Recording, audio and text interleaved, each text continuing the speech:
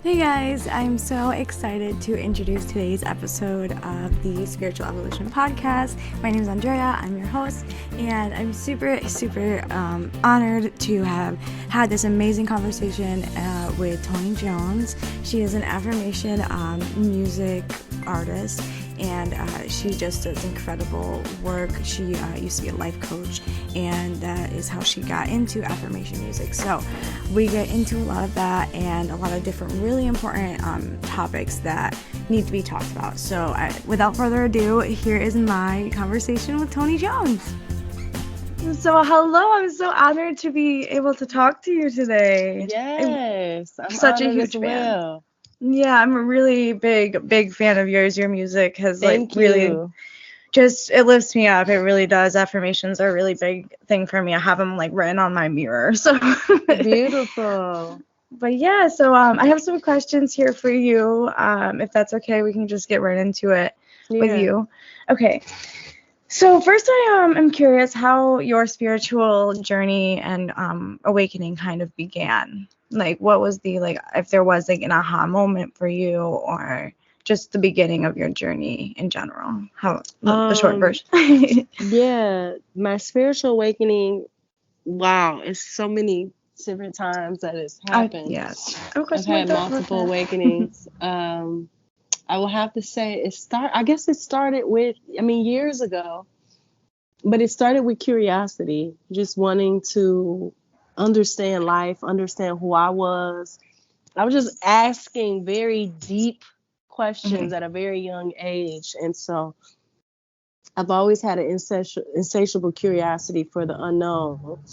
So for me, Mhm. it always started with curiosity, which led me from, step to step, path to path, encounter to encounter, information to information, teacher to Mhm. teacher. I've always just been evolving. It's like I never stopped going to school. You know what I'm saying? You know how it's like after Yes. 12th grade, it's college, after college, it's the workforce. For me, it was just like it just went 12th grade to 13th grade, 14th grade, 15th. Yes. And so for me, my awakening has been just a journey, Right. Yes. but I've had different points in that journey where, you know, I guess it was like a death and rebirth type of experience, which is like a aggressively felt awakening, if you will. But I think Mhm. awakening is like a journey because we've been asleep for so long. We're not just Right. awakening to ourselves, we're awakening to life, to existence. We're awakening our bloodline, we're awakening our generation. So for me, Absolutely. it's an ongoing process, but I think the pinnacle moments of where it's more of aggressively felt awakening is when you have to die to what you thought was, who you thought you Yeah. were, and have to rebirth to a whole new way of thinking and feeling and embodying Yes, and living. absolutely. Yes. I actually have another question here that is about what was the toughest, type of awakening or stage of the journey that has really been very impactful, but was also a really you said, one of those rougher awakenings that kind of forced you to have a whole new perspective than you thought you were gonna have at one point. I think when you think that you know everything, and you think that you've gotten to a certain place in your healing journey, and then life or a relationship or a situation shows you that you don't know it all, you Yes. didn't get it all, and that you can never get it all, Yes, that is it. but you can never Yes. get it wrong either.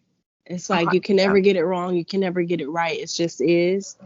Yeah. So, um, because if you know that you're on a journey, then there's no destination. You're just Right. walking, you're just going through the path. You're And constantly that, yeah, evolving. the destination is the present moment, Yes. Yes. Being here now. being here Yeah. now. So I think for me is the disruption in the awakening, the disruption of the awakening process for me has been it's been painful ones because I've had tendencies of being stubborn because, you know, Yeah. you want to think that you're doing it right. You want to think that you're doing a good job. you that you have it know, figured out. that you have it Mm-hmm. figured out. The ego propels you Yes. into wanting that and desiring that so it can Mm-hmm. feel safe. So you can feel safe and secure because it's, you know, the nervous system and the ego has gone through so much Right.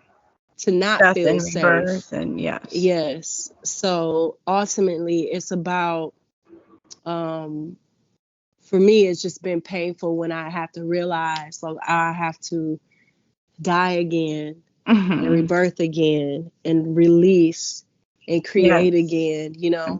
So purge, those and are the yeah, most painful experiences when you get to see your shadow and how much of a grip it's had on you for so long. And that you absolutely. may not know how long It's super you don't, unconscious. yeah, Yeah. you don't know how, you don't know if it'll go away or not, but you have to do your best to To create your, integrate. yeah, to Right. integrate and create what you want to see about yourself, you know. Yes, yes, and working with every part of yourself and not really like judging or, denying any of those parts Mhm. is has been really paramount for my process as well.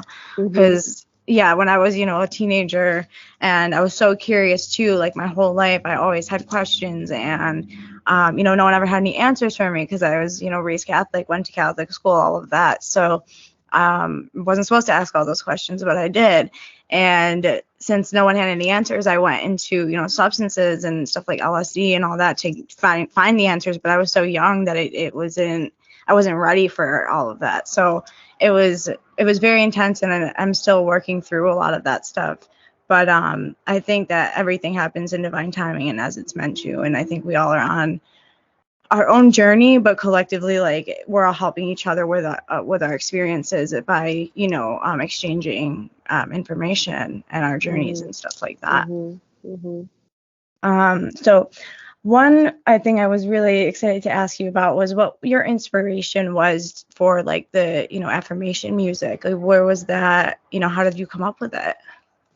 Um, the inspiration for affirmation music came from, well, I was a life coach for 6 years, and I wanted to create something that helped my clients. And so when I went into meditation and prayer about it, I got a download for affirmation music. Mm-hmm. And so when I created the album, it was particularly just for my clients and for me to get more clients.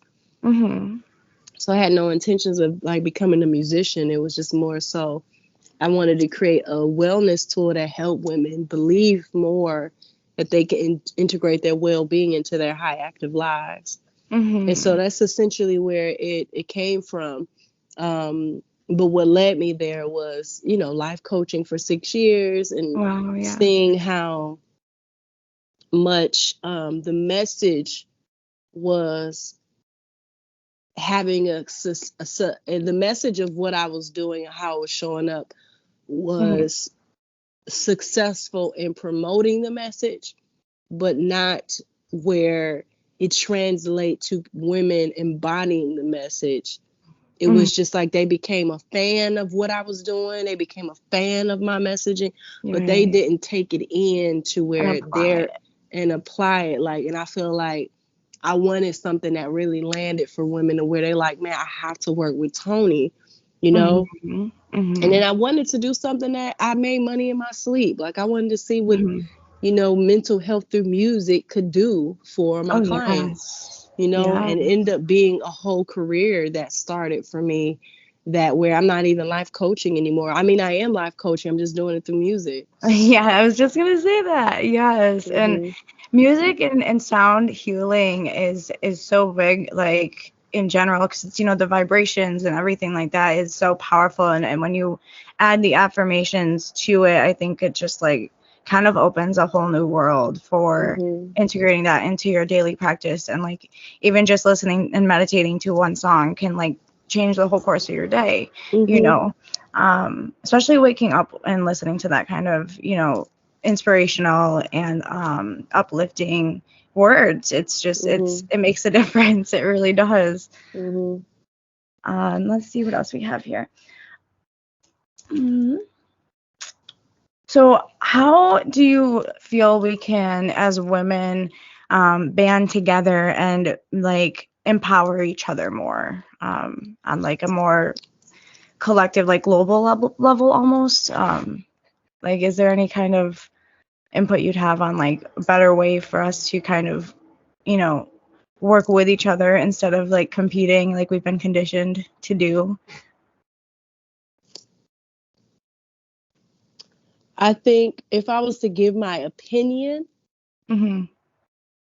I have probably several answers, but I think that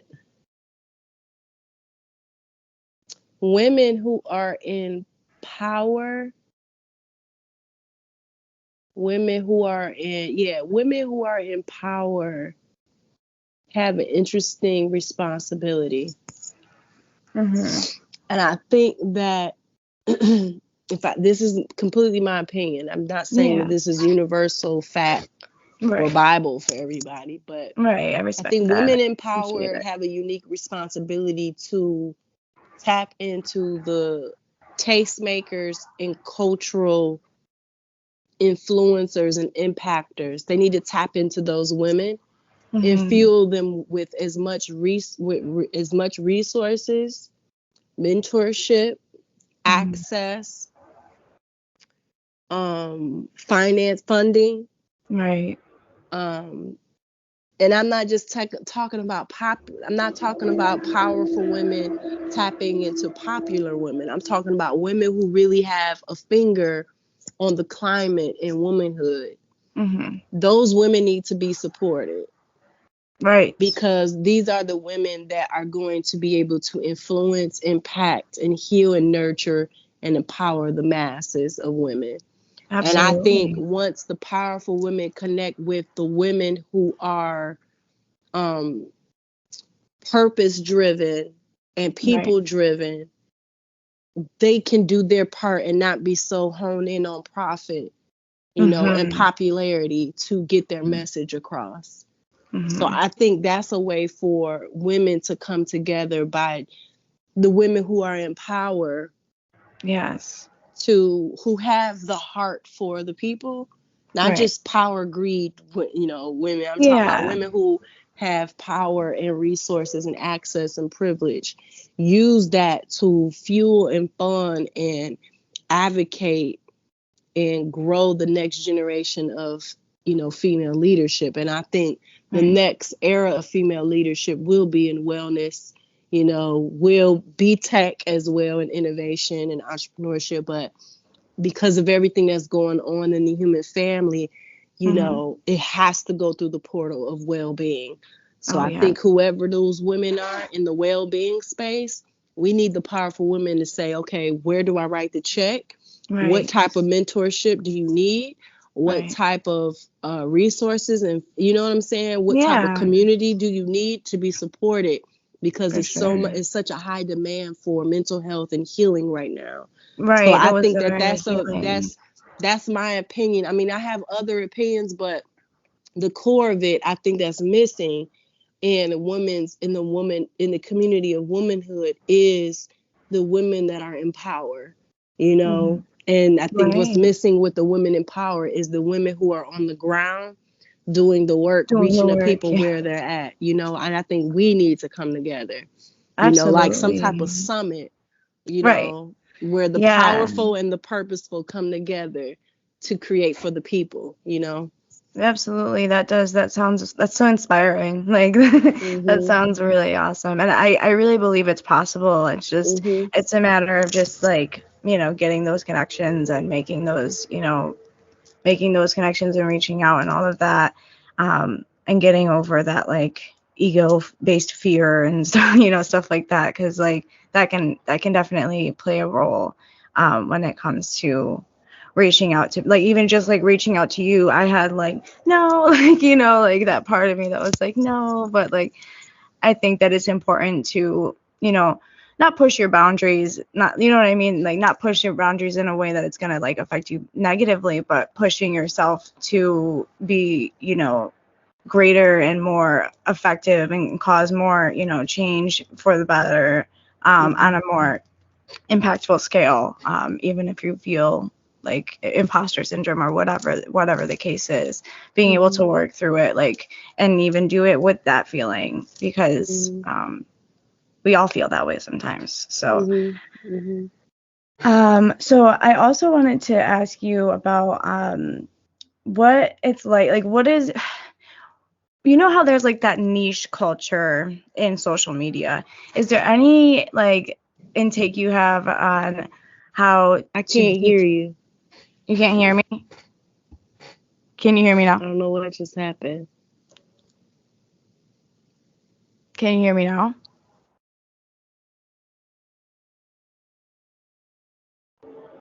Can you hear me now?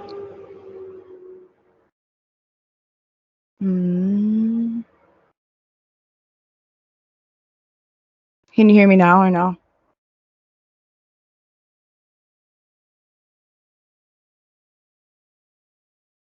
Do you want to hear? Let me see.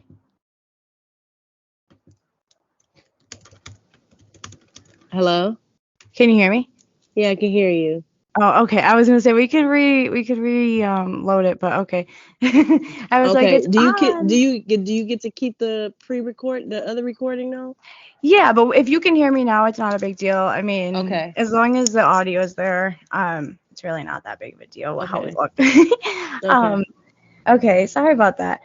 So I wanted to ask you about like deconstruction of the niche culture within social media, because personally I feel like that kind of puts people in a box, and does it really allow them to like reach their full potential. If they're, I mean, obviously like some people have very like strong passions and talents toward one thing.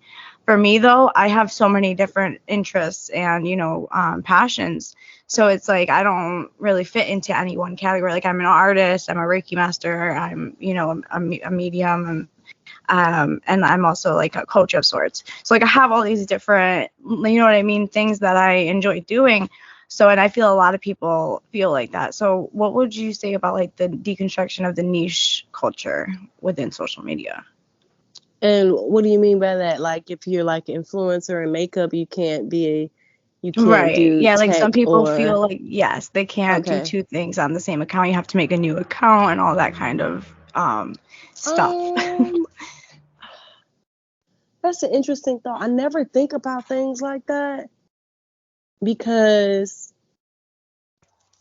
I've never even had a thought about that, because I've always tried to just be myself. Right.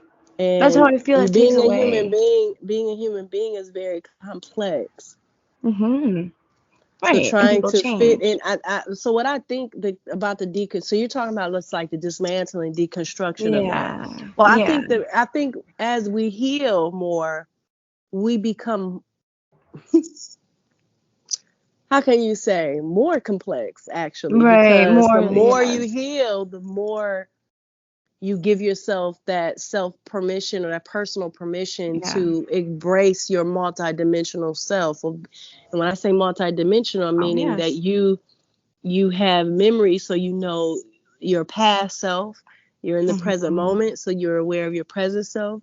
You have desire, vision, and goals, so you're aware of who you want to be. So you're aware of your future self. So you have this Right. multidimensional range that's full of emotions, full of thoughts, full of experiences, and Mm-hmm. relationships and community. So it's like when you heal, you get to explore that expansiveness of who you are. And so how you show up and what you create can look like a variety of things. You know, if Mm-hmm. you go to my social media or you participate in my live, my podcast and events, you're in my membership group, you will see a range of Toni Jones, that I can Right. be wretched, I can be hood, I can be sophisticated, I can be spiritual, I can be Mm-hmm. contradicting, I can disagree with myself, I can agree with myself, I can say Yes. offensive things, I can say Yes. things that resonate with you, but that's human. Yeah, That's humanity. exactly. Like I know a lot of people are not a fans of Kanye, you know, and his antics, but I'm not a fan of Kanye just because he's a brilliant musician. I'm a fan of him because of his humanity. And Because he's real. being a human is a crazy ass experience. It is Yes. wild. And Kanye is one of the ones who unapologetically puts himself out there. Just like how kids, I mean, think about how kids act. Right. If they want Yes. that ice cream, they're gonna fall on the floor and go nuts. So if they think you're fat, they're gonna say you're fat, you're ugly, because kids don't have that conscientiousness of considering how you feel, Right. but we lose that over time, and we go into overdrive of thinking about how the world and how people feel. So we lose that sense of self, a sense of our personal truth. And so when it comes to deconstructing in that niche, or being able to make yourself palatable and cutely branded for a certain type of thing or specialty or industry, you lose sight of who you are, your own humanity, because there's no way you can actually fit who you are into a box, because you're too much big of a deal. You're too vast, you're too complex, but it's up to us to lose that, to gain our soul, and which is a vast, expansive, infinite being, Absolutely. And doing that work with, your inner child and with those other aspects of shadow work. yourself. Yes, that's the way. That's the way. Literally, that is the way. And I bring up this artist's name again, Kanye West.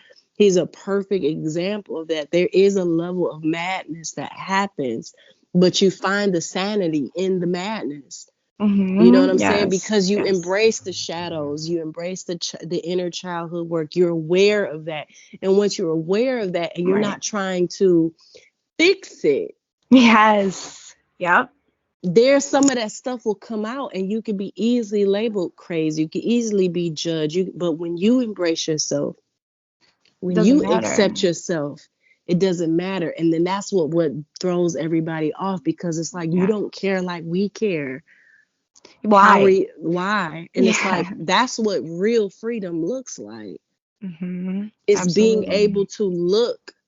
And I'm not saying that he's the absolute top example of what freedom looks like, but I'm just saying, like, a lot of people like Bob Marley, John Lennon, a lot of people who really embrace radical freedom, Nina Simone, Frida Kahlo, Van Gogh, like, these people had that element of society being countercultural. Society had a disenchantment with them, and they were all creatives, and all they were made all history. Geniuses, and all made history. So it's like, at the end of the day, freedom, I believe, requires that path of just not fitting in.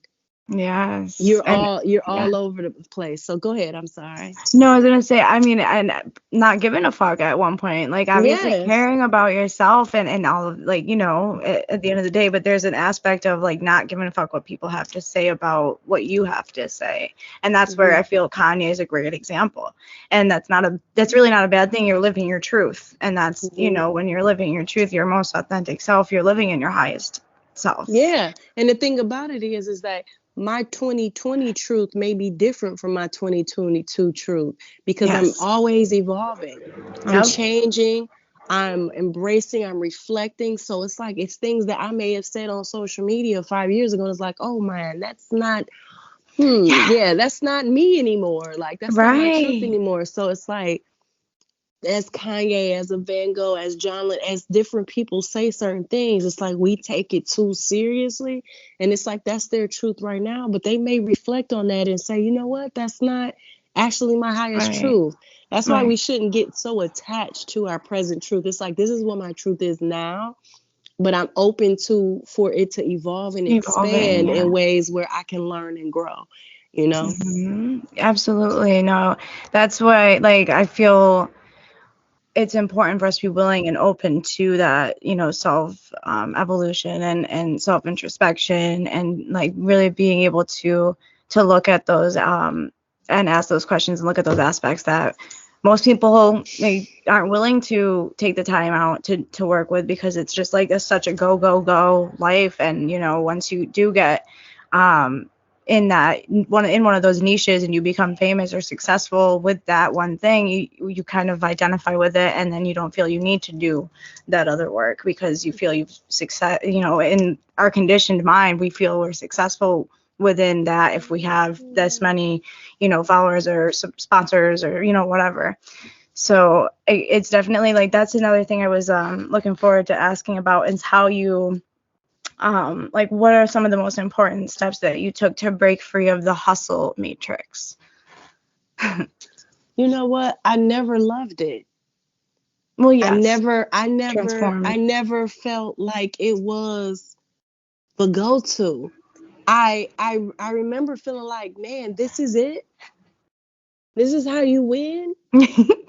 And so Right. I just never felt like it resonated with me. Mm-hmm. I felt like I only connected with it because I like the outcome of it. Right. But right. I did not like the module, the philosophy of it. Mm-hmm. I was like, you have to sacrifice sleep. Yeah, You have to sacrifice nutrition. You have to burn out. Right. You have to lose your mental health. You have to be spiritually malnourished. You have to miss out on living in relationships to win, so you can actually be there for those experiences. So I have to sacrifice all of that to win power, wealth, influence, so I can gain all that what I lost. No, what I already had, that I already had. So for me, it was just kind of like I always had a disenchantment around it. So it was like once life forced me to trailblaze this mentality, this thought that I've always had around the toxic work culture, it was that was when I leaned into rest. That's when I leaned in getting rid of 80% of my, living expenses. And I sat down and depended on family and friends to take care of me. I mean, there was times where I had to have my friends pay my bills, my parents pay my bills, because I needed a break. Yeah. And then that gave me the evidence that I can depend on people. I can depend on loved ones to show up for me because I opened my mouth and asked. Right. Being willing to ask for help. Ask for help. And so for me, I think that working culture is toxic because it makes you go into independence overdrive when human beings are never, we are not even, our brains, our bodies, our blood, our heart, our lungs, our legs, our toes, our teeth, then none of our existence is designed to be solely independent. Yeah. It's all interdependent. It's all communal. It's all village. They're all supposed to be working together for one thing. And for that's the health and wellness and survival and thriving of oneself and of a community. So I feel like at the end of the day, my relationship with it was always a disenchantment with it, because I was just like, this is not, something about this don't seem right. And I know it gets results, but I know this can't be the only way. I've always had that thought. Yes. But I never saw another option until life forced me to walk in my truth. And now that I see, it's like a lot of people think like this. A lot of people have this thought. And until I dropped into that truth, I got to see the fruits, not of my labor, but the fruits of my rest, the fruits of my trust, the fruits of my letting go and surrendering. And so I got the same results of someone who labored for it, but my wellness wasn't compromised. My well-being wasn't compromised. Me missing birthdays wasn't compromised. Me missing living wasn't compromised. I was able to do them both, in an integrative, prioritizing type of a way, So, and of course I have seasons where I'm working more than not, but at the end of the day, I'm not burning myself out for nothing. Yes, absolutely. I'm with you, because I was doing, live streams and readings and stuff every day for a long time. And I just recently, took a weekend off because I was like self-care. And then this last week really kicked me in the ass. And I was like, you know what, I'm going to take some time off from I need a break. and it's, I enjoy it, but it's like there's a point where like you said, there's seasons, and there's a time for everything. And right now I feel it's like definitely been a big, like, feel like there's a big collective kind of transformation and almost like a purging happening for Yes, it a lot is. of It us right is. now. So And it's a sad time for a lot of people. mhm. Yeah, I mean, a lot of It's people are losing loved ones too. I was just about you literally took the words out of my mouth. Yeah, that's There's crazy. a lot of death, but when you think about, man, it's so, I don't want to sound morbid or insensitive when I say this, but when you think about change and we think about freedom, think about evolution, it always requires sacrifice, like Mm-hmm. a life sacrifice. And so I can't say that what I'm saying is fact and the absolute universal truth, but I've noticed a pattern is Mm-hmm. that death is involved in those rebirthing of something new, Absolutely. and it's unfortunate, but that is life. It's that type The of process. that intelligent, that paradigm of that intelligence of the new and manifesting the new. That's part of the blueprint, is the Yep. dying of the old has to go. So it may look differently. It may Mm-hmm. you know what I'm saying? Like, humanity needs to Yes. understand we can't eat the same way. We can't think of money the same way. We Right. can't do work and family the same way. It's not sustainable. And if you try and continue to do that, yes, it's going to show up as cancer. Yes, it's going to show up Right. as a current. It's going, like, life is going to, the universe and life and the earth is going to evolve with or without you. Yeah. So Absolutely. it's just one of those things. And I just, I pray for people who are, have loved ones that are transitioning early or suddenly Right. and tragically. That's not a light experience. Those cut deep, you know, Yes. Yeah, my they cut grandma very passed deep. suddenly about a month ago, but it was sudden, but she was going through, COPD, and she wasn't breathing right. And they feel like the doctors like ignored something like on her scan, but that's just beside the A point. whole But nother, yeah. the day that she passed, it was like a couple days before my grandfather had passed, or I mean, before my grandfather's birthday and Valentine's Day. So his birthday is February 13th, and he passed about almost 2 years ago now, probably about 2 years ago, because he passed right before my son was born, which is interesting Mm. aspect of what you were just saying. Um, and yeah, but I know that she's with him and like she's okay. She's not dealing with the loneliness and the breathing machine and all of that anymore. So I cried and I was upset, but I know that she's always with me. Like I know gonna be she is a part of my ancestor team now. And all of Yeah, that. yeah. It's really tough with death, because if you don't fully understand that, even though they're not here physically, and it does suck, and I'm not like trying to minimize at all, but it's important to, have that faith and that understanding that when you think of them, they're with you, and Hmm. to, remember the good days, and it's okay to have that grief and feel that and move through that. Hmm. But like one of my best friends, her birthday is coming up on Saturday, and like she came through maybe a year or so ago when I was just starting to really get into like making her altars and stuff like that, people's altars and stuff.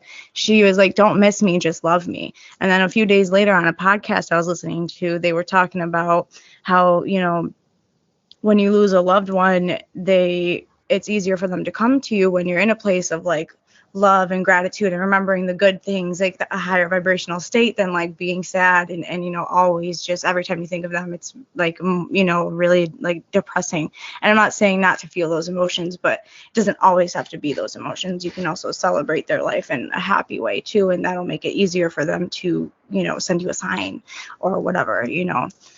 So Hmm.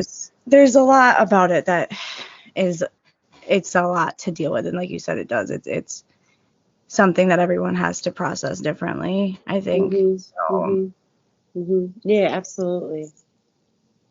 but yeah, let me see what else we have. Actually, speaking of ancestors, How have you deconstructed lack within the ancestral healing of like, how have you deconstructed that, like the idea of lack within like your mentality and just in general, if there is like any kind of healing to be done around that ancestrally? Because I know there is for What me. what do you mean? Like, So like the lack mentality of, not having enough, like how have you, oh, okay. how have you kind of Um, like worked with that? well, I first realized it's not my fault. The scarcity consciousness is not my fault. And then there's always room to learn and do better. And so, but it's also like, as much as I know it's not my fault, it's also taking responsibility and taking accountability to create the change that I want to see in my Yeah. abundant mindset. So it's reading. Yeah. It's just like if you wanted to operate Facebook on your phone and not just on your computer, you download that app on your phone so you can actually interact with that effectively. Mm-hmm. So it's like if you if you want abundance in love or abundance in finances or abundance in friendships, you download that app. And the way you Yeah. download that app is giving yourself new information about friendships, new information is about food. You met it, I mean, not food, but it could be about food. New Yeah. information about sex. You updating your computer, your Yes. I love vibrational that. computer of thinking and feeling and embodying and living and speaking. So at the end of the day, it's about what type of work do you want to put in to create yourself? Right.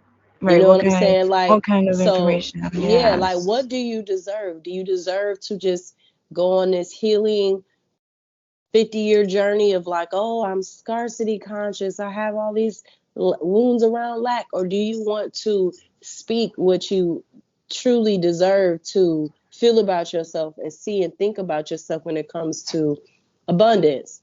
Because our ancestors have dealt with scarcity. They survived the Right. best way they could, but you're supposed to be the updated version of them.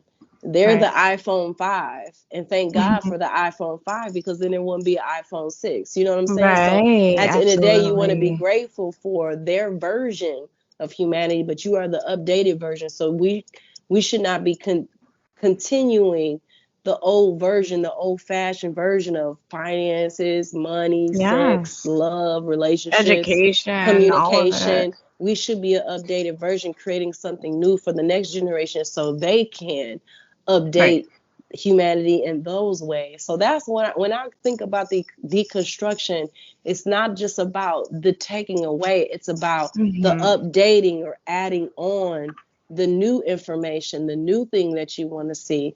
Yeah, Yeah. so that's my perspective on that. Yeah, that makes a lot of sense. It's like a lot of the systems just have not evolved with time like other things have. I feel with like, finances and stuff like that. And it's up to us to kind of break those cycles and in order for the new to be built, some of the things like the older systems have to kind of be transformed. I don't even want to say like torn down or anything necessarily, but transforming those systems into the updated versions. So that makes a lot of sense. I love that analogy. Mm-hmm, mm-hmm. All right.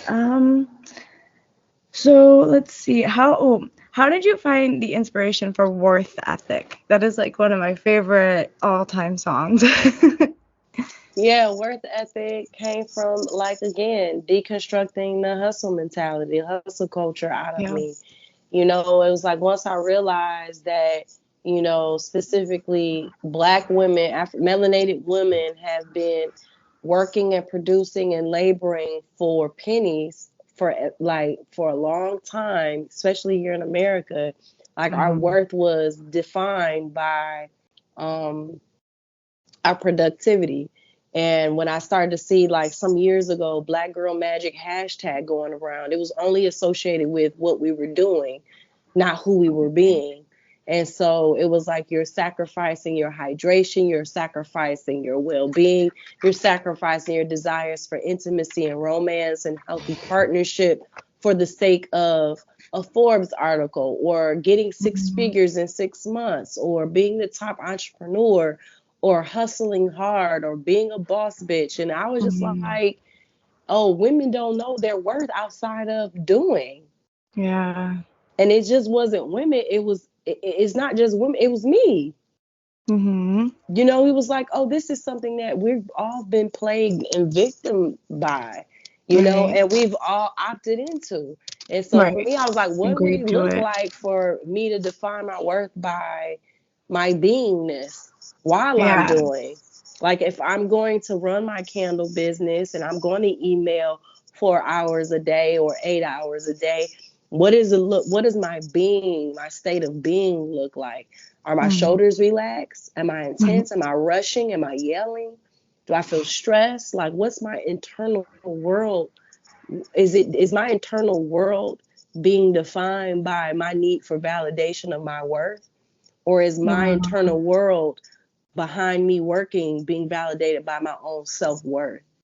You Right. know what I'm saying? So worth ethic had everything to do with a paradigm shift of what's going on behind the scenes internally while I'm doing. It's not taking away the doing, it's not taking away the working, it's not taking away the productivity. It's about like what's happening, how are you feeling, what are you thinking about, what are you meditating on while you're Right. doing the work? Because it's not Right. about what you're doing, it's about how you're doing. I could put in Yeah. the same 10 hours a day of work and still be good at the end of the day because of the way how I did it, you Yeah. know? So it's Absolutely. did I take 15-minute breaks here and there to breathe, go Right. outside, ground myself? Did I play music in traffic, to calm me? Like, you see what I'm saying? So you Right. can go about a busy day, a high active day, in a day and still be in ease and flow and well-being. So that's where Absolutely. worth ethic, it was like, I'm worthy of my being and my doing being in concert together to be in line with my well-being. Right. Actually, that's funny because the other question that I was looking at was about like living in alignment and what that means to you. And that sounds about right. I mean, living in Yeah. like being able to take those breaks without judging yourselves, or you know, when you're doing something, are you doing it like happily, or do you like have some sort of reservation, or stuff like that, like looking at how you like, are you doing something that makes you happy, or are you just doing it because you feel you don't have a choice, like with going, people who have jobs that they don't enjoy. I'm not saying go quit your job at all, but Mm-hmm. it's looking at your life and seeing what aspects that you are enjoying, and things that maybe you can transform into something that you do enjoy, but not pushing yourself so hard that you burn out every day. Mm-hmm. Mm-hmm. Because it is possible to have the best of both worlds. It's finding that harmony and that balance of having like the internal and the external kind of meet halfway, I feel. Mm-hmm. Mm-hmm. Mm-hmm. Yeah, absolutely. Yeah, alignment is all about feeling.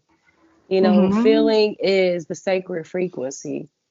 It's a very Right. sacred frequency. And so when you are aware of that, you have to understand frequency, Mm-hmm. and the higher frequency is the higher feeling, Right. and so it's like, what is the habit?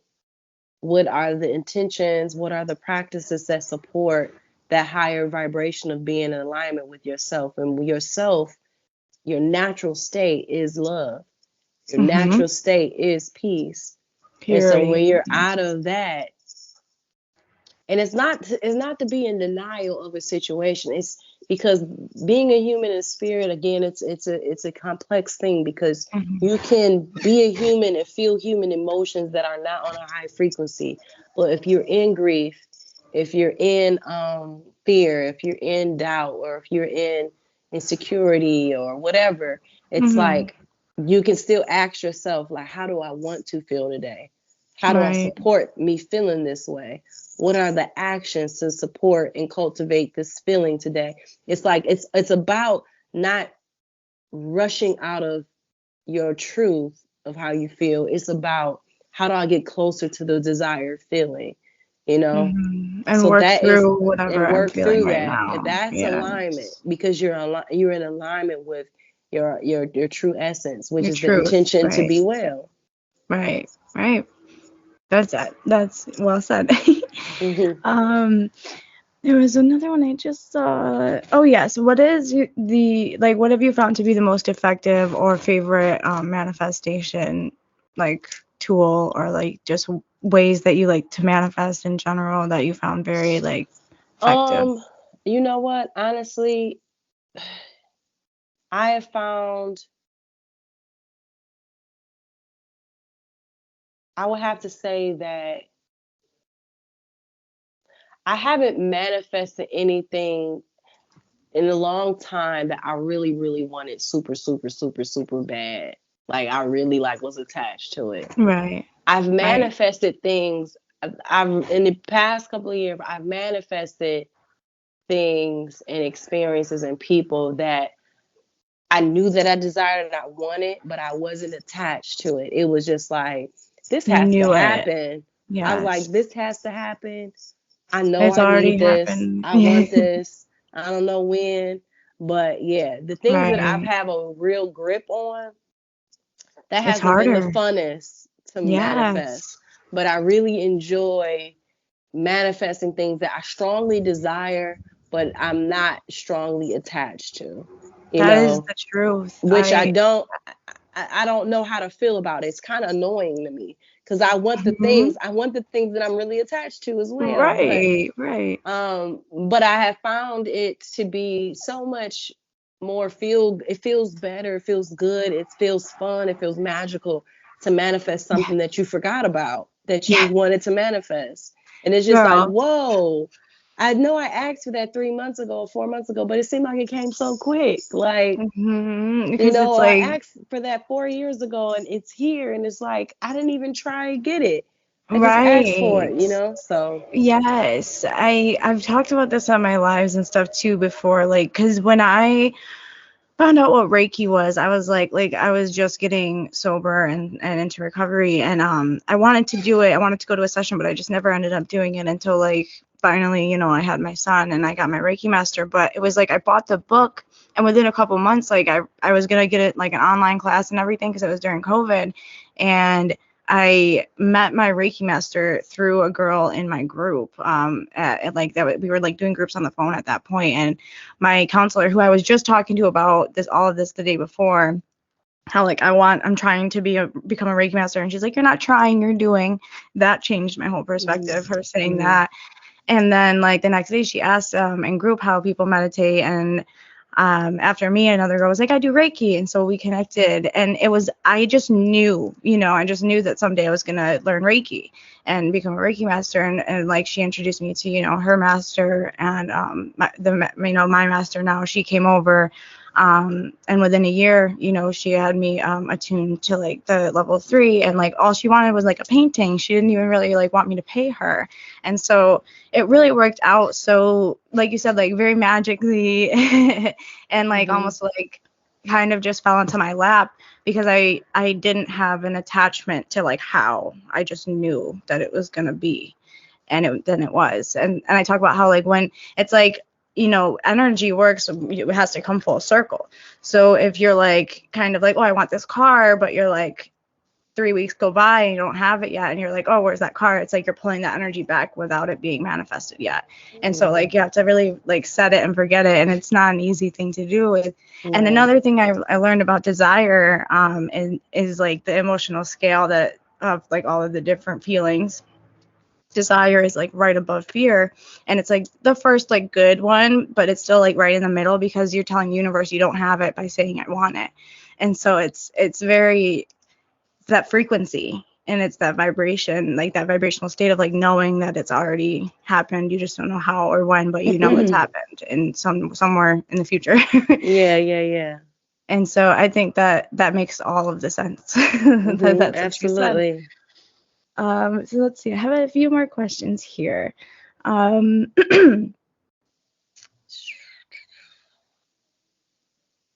So this is a question I like to ask that I actually found on Dolores Cannon's Facebook, which I don't know if you follow her. She's interesting. She's pretty smart. I like some of the stuff she has to say.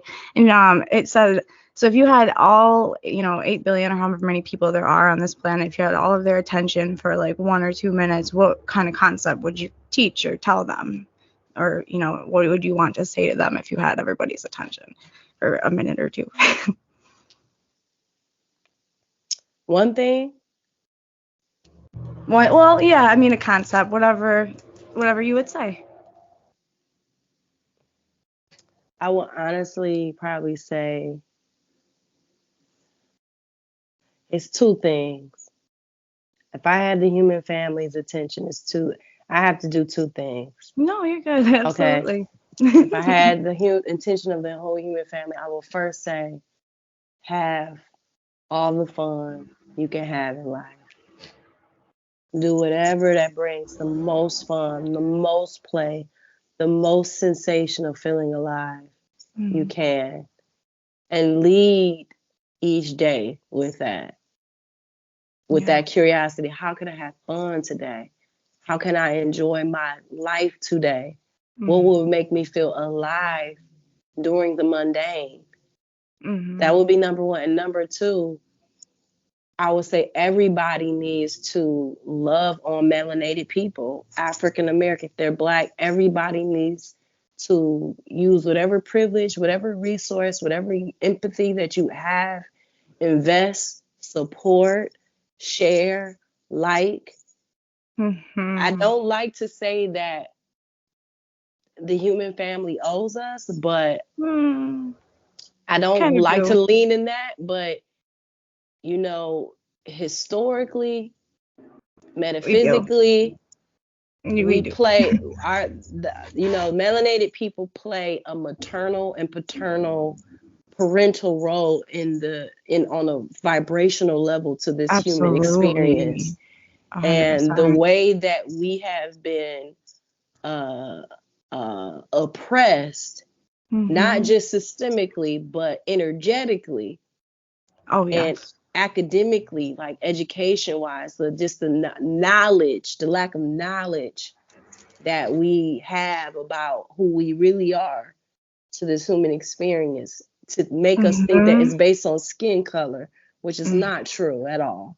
It's not based on skin color at all. It's deeper than that. I was thinking that. Oh. I think that that I would tell the human family, do whatever you can that's in your resource and energetic capacity to invest, support, and love on melanated people, especially if you live in the continent of Africa, and especially if you live in America. Yes, and have the ability and the resources to do something. To do something.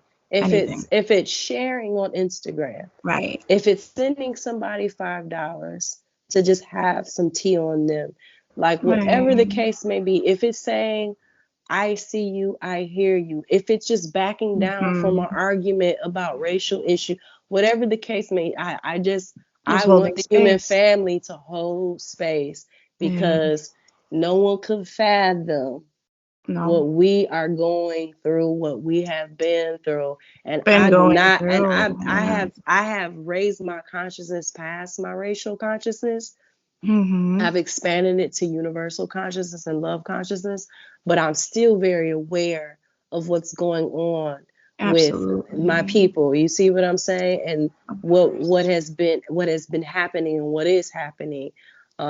So those are the two things. I would tell the human family, listen, have a blast. Don't take none of this shit too seriously.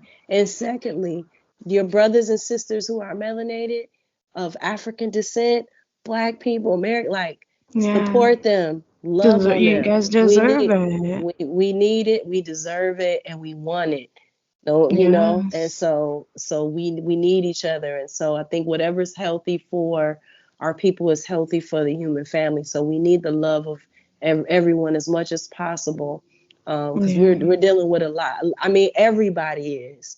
But I think because of the role we play to the human family, it's important for us to have the love of all races and nationalities and creeds. So Those are the I think things I would that, say.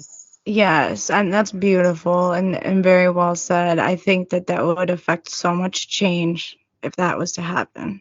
When hopefully Oh, when that happens, I believe that is really the core reasoning behind racism and white supremacy. It's not to think of each other different colors and whatever. It's because if we are a healed people, Yes. it spills over into the rest of the world because Right. of the place that we hold in this And the experience, ancestral realm and and all of that in too, the yes. ancestral realm we play a huge, Key Africa plays a huge key to the human experience, to and human existence. I us mean, not knowing who we are, it serves an advantage to other powers that be. Us not knowing who we are and thinking that we're just our race, we're just our skin color. No, that's not where our pride lies in. Not on an ancestral mhm, and spiritual and metaphysical level. So I do believe, I mean, think about it. yes. Whenever we come together on anything else or integrate ourselves in anything else, it becomes global culture, whether it's tennis, golf, Yes. music, entertainment, arts, whatever, tech, Wow. innovation. Like when we do it, it becomes global culture. Other cultures can do a lot of different things and their community thrives, but it doesn't spill Mhm. over into global culture where You're people want. 100% right. So it's like we have a certain type of influence And as that frequency. and frequency that's like more Yes. parental, Mhm. to where whatever we do influences the rest of the world. So if we are healed and we get the support of the rest of our families and brothers and sisters to support us in our healing, girl, bye. It would Seriously. White supremacy will be something of that will be a myth to future Yes. generations. People be thinking that like Yes. it was dinosaurs. Like, did that exist? Yes. I don't know. Like Like, how? That's what yeah, and yeah. like that really like had me almost like I was like emotional there because that's one thing that like really like makes me it's upsetting because I wish that I could do more, but I know I'm doing all that I can and that's what matters. Oh, yeah. But yeah, it's extremely important for us to Yeah, see like I always tell people, always tell people, you do the most when you do what you can. mhm, If you do, whoever you know in your personal community, you may not be able to reach the masses, but can you reach your friend that follows you on Instagram? Can you reach mhm, your friend that's in your personal community that's melanated? Like mhm, something you can do right, something. So whatever you can is the most that you can right, do. And that's yes. enough. That's more than enough. Right. And I always say too, like with collective, like how we're all connected, when we do individual healing work, we are affecting change on We're on a affecting collective scale. on a Because whole when we collective all do scale. it, right, we all make Yep. it up. So it's kind of by default we all have to, if we're all doing the work, we're lifting the vibration by, You're lifting the vibration. automatically. Period. Yeah. Yep. That's where our power lies. Absolutely. Okay, so I have like 3 or 4 more questions here. Let me see. Um, do you have a little bit more time? I got like 5 more minutes. Okay. Okay. Sorry. No, no, no, you're good. Let me see. What's the one that I want to ask? I'll ask one more. Oh, this is a good one. What are some of like the thoughts you have on the unrealistic expectations of women today? Like, Girl. just a couple. Oh my God. My perspective on the unrealistic expectations. Yes, I I just mean, wish, I just wish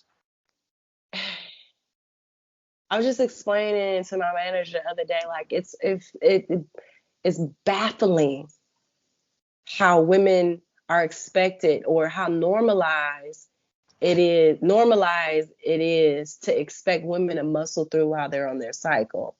I'm like, just imagine if anything was bleeding for one days. day Yeah. or Right, a two whole day. days and Yeah. having to still change diapers, still having to take calls, take emails, go to work, do grocery shopping, go get gas, make sure the Right. husband is fed, Right.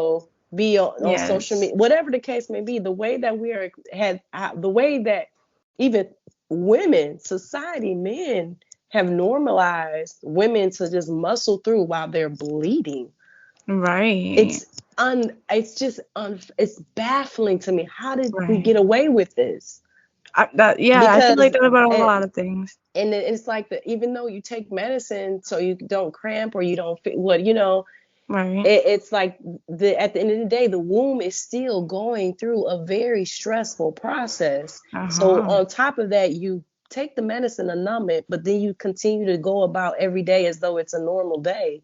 It's not Mm-hmm. physically okay, because that's how women end up with hormonal imbalances, which causes Yeah. fibroids, cancer, depression, all type of All things. those So things. I think that the unrealistic expectations are skyrocketed Yes. and I think it has a lot to do with not only women, but men not really knowing what women really are. Like what we really are. Like I talked about people not knowing what melanated people are to the human family, but it's like what women are to the human family Right. is sometimes I don't even like to think about it because I get disgruntled because it's just like Right. we're not as cherished and nourished or reverent, Mm. revered of Mm-hmm. the As the sacred goddess beings that we that are, we as the are. goddesses that Yeah. we are, the way that we have to muscle and campaign and champion our voice, we shouldn't Mm-hmm. have to. We No, it shouldn't have should. to. Like it should be children, men, elders championing the woman Mm-hmm. of the day, because the like I said, we've forgotten who we are. Oh, We don't yeah. fully know who we are, which is Because not it's been completely our hidden. fault It's because been it's been hidden from hidden. us. But at the end of the day, women play a very sacred role, and the world needs us more than anything, because we're the Mm-hmm. ones that bring literally everything exists because a woman brought forth a child, and Yeah. because she allowed Right. man's biology to be produced through her. You know what Mm-hmm. I'm saying? So it's like, of Uh-huh. course, that's not how every person gets here, but some situations are unfortunate. However, the thing about it is that the woman is the one that cultivates the life The to woman is where the portal she's the to. portal. And so I Mm-hmm. just feel like the expectations of us are the reason why we have so many diseases, so many over masculinated women, Yeah. and so many depressed and lonely women. It's Mm-hmm. because the women have been forgotten. But I think, on the brighter, lighter note, on a holier note, I think everyone is Sorry. starting to remember. I think on a brighter and holier note, I think the human family is being upgraded to remember and realize how sacred women are. I think it's been a gradual process. Mm-hmm. Women's We're at that empowerment new has been age. evolving. We're definitely at a new era of Yes. recognizing women. But I definitely think over the history of modern day history, the unrealistic expectations have been extremely violent, not Mm. only to women, but just to the family, to social Yes. structures, to business. It's been very violent, you know, Mm-hmm. Yeah, it's been destructive, and yeah, very. it's not conducive at all. No, It's not at it's the all. opposite. But Exactly. but yeah, it is. I mean, I think that that's why it's important that we are talking about all of this. Now we're aware of it, and that's the first step into, Yes, creating that change that needs to be made. So I think that absolutely. we are remembering for sure. I'm so happy we got to talk. Yes, thank you. Thank you Thank for you. booking this and sharing me with your audience. Thank you for being such a beautiful soul and being so inspiring for every woman alive. I Yes, really thank you. appreciate you. All Thank you. right, I hope you have a peace. great day. You Bye. too. Bye-bye. I am so excited that we got to do this, and I hope you guys enjoyed the conversation and got some good information. And I'm excited that this podcast is getting a lot more in depth with some really important topics. So I hope that if you guys have any comments or questions or even ideas for different topics or even people that I could bring on, you're more than welcome to leave a message for me in my email or DMs or just a comment anywhere. So I love you guys so much, and I hope you have an incredible day.